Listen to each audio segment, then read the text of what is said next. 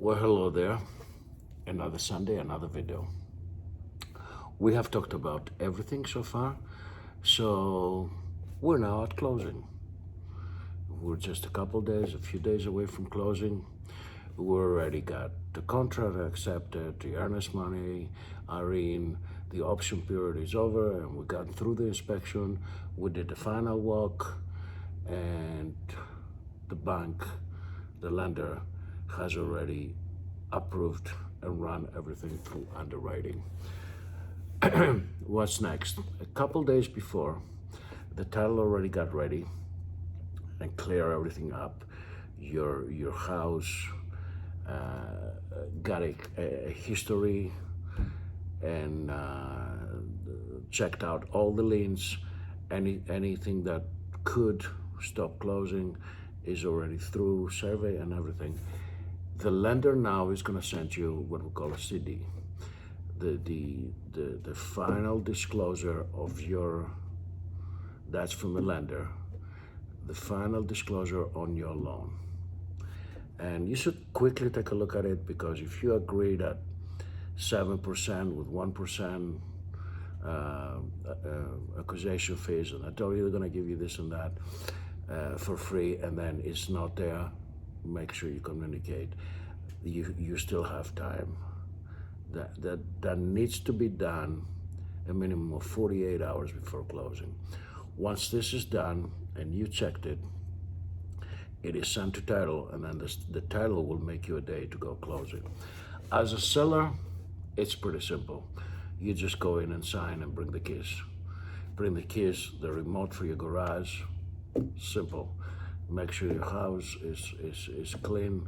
You're delivering the house. As a buyer, you got a stack of paperwork. It takes about 45 minutes to sign, and that will include all the bank, and it's mostly about the loan, all the bank paperwork that you gotta sign. FHA, it's a little thicker. A normal, a conventional loan is not that thick. What I want to caution you at this point is that there's hackers out there that what to do is they actually sit there and watch communication. You gotta be back and forth emailing at this point with your lender and with the title. They will sometimes grab that communication, copy and paste the symbols that they need to make it look like it's from the title, and they're gonna say something like, unfortunately, before closing, or some wording, send us 10 grand. Or send if you're at the point where you're gonna send money with a wire, send the wiring at this. Do not send anything, do not do anything when it comes to closing before you actually call. At this point, you have a lender that you got personal, and you know the phone number. You got your realtor, call your realtor, and you got title. The title has assigned somebody at this point that will do your closing, and an assistant. Do make that phone call before you transfer any money. That's a big warning. Before you transfer money, make that phone call and say, hey, whatever the name is this through email? Can you repeat the information to me? And if they say, well, we have a new one, do not trust that one. Do not trust any new addresses, any new numbers, nothing. Call your realtor. I would know if the title lady changed, if the title person changed. A lot of women, that's why I say lady. But if the title person changed, I will know. That's a big warning. So now you're sitting at the title. It's all self-explanatory. You will have a closer that will go over everything with you, including what is this page, what is this page, what is this page, why are you signing?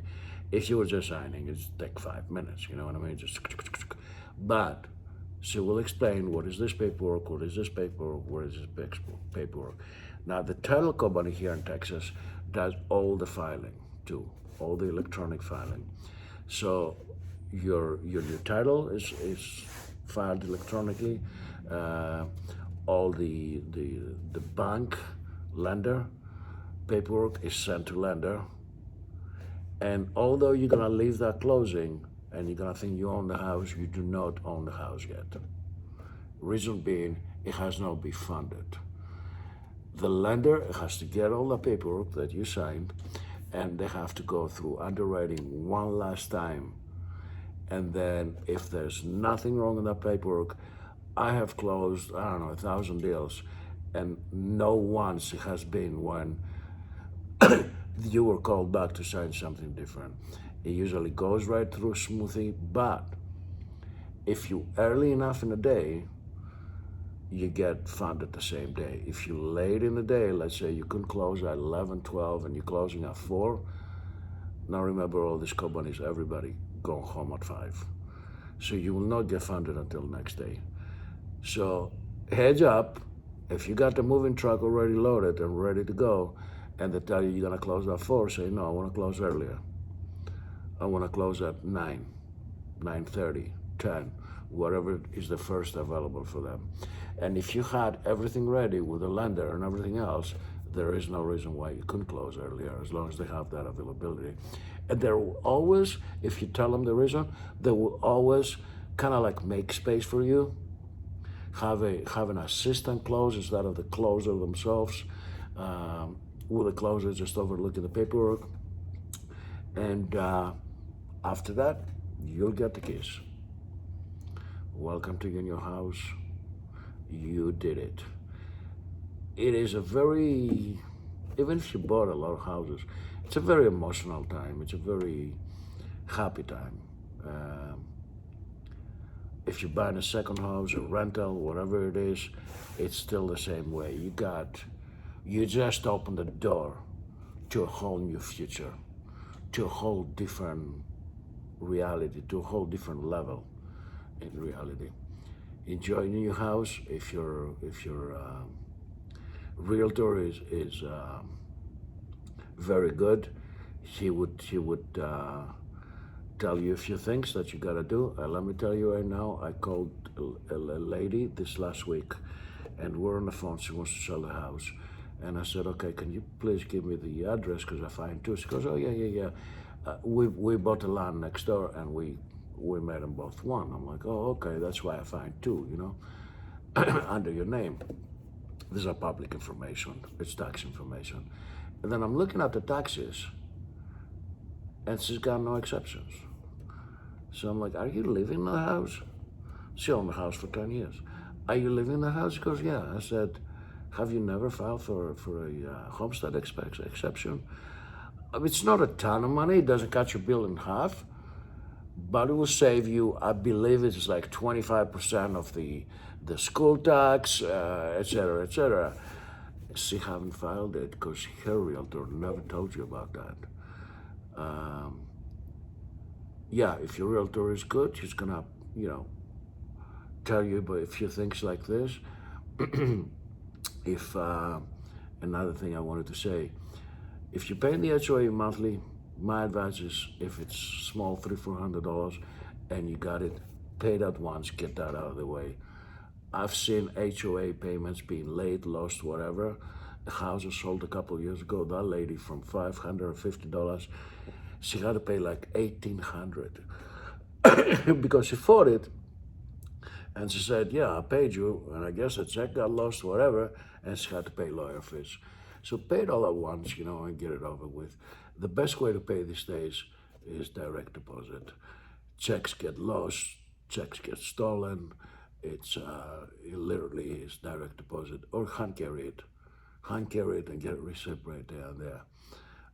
What else? Closing time, taxes. So prices went up and prices gone down over the years. You might bought a house for $400,000, and now it's worth, and it's worth $644, and you buying it for $700.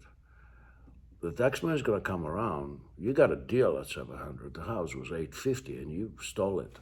Do you know what I mean? You paid less than the actual value. The tax man is gonna come in once they see the sale, and they're gonna reassess it. That's a tax assessment. That's completely different than the the actual guy that came in and did your appraisal. That's a whole different appraisal for tax reasons. A lot of times they will go high sky on you. Make sure that you go down to the city hall and you say, nope, that's not it. I paid 700. I'm not gonna have my house appraised at 850. The difference is thousands of dollars.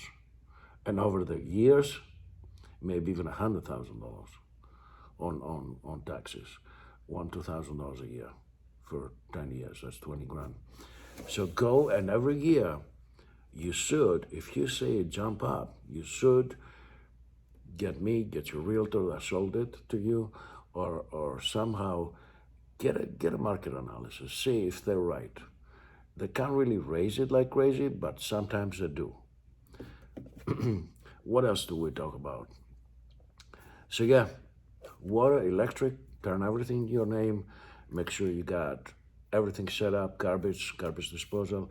Get your HOA rules. HOA, sometimes they can be nasty. So get your rules and go over them real quick. Some areas you can park in the street, some areas you can change the colors of your house. Reread them. I know you hopefully had a good realtor and went over them a little bit with you, but if you didn't, reread them before you do anything crazy. They'll even give you a fine for taking the garbage out one day early on some HOAs. And I get it. Why? Because they want the neighborhood looking really nice and clean, but sometimes they go way overboard. Good luck with your new house. If you have any questions, if your realtor didn't explain everything that I went over with you, there's other exceptions too. Everybody takes the homestead exception, but there's VA exceptions over 55, etc., etc. If your realtor haven't explained all that to you, and you got the keys in your hand and you don't know what to do next, call me. But usually realtors are good going over that. And good luck with your new house, and congratulations. You are now a homeowner.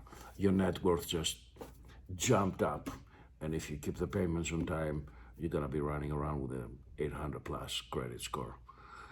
Doors are open. Oh, I'm gonna finish up by saying this. Your mailbox will fill up.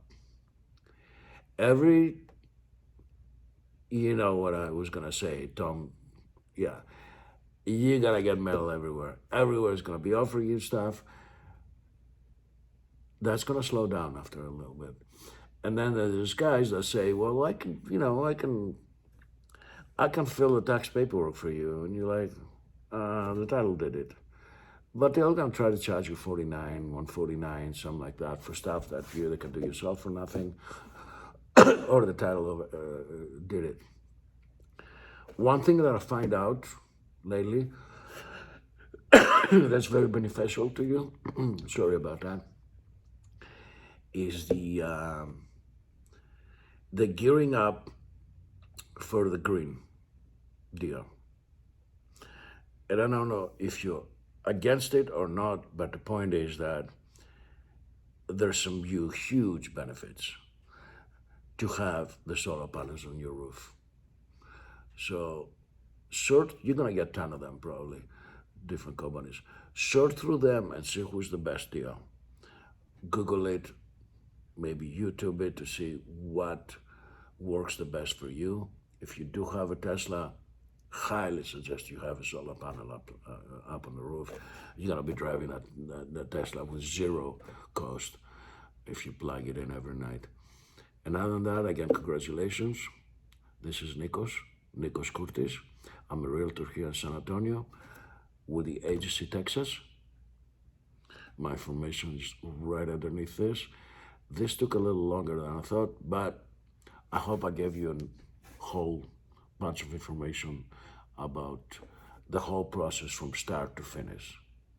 And now you own your house. Have a great day.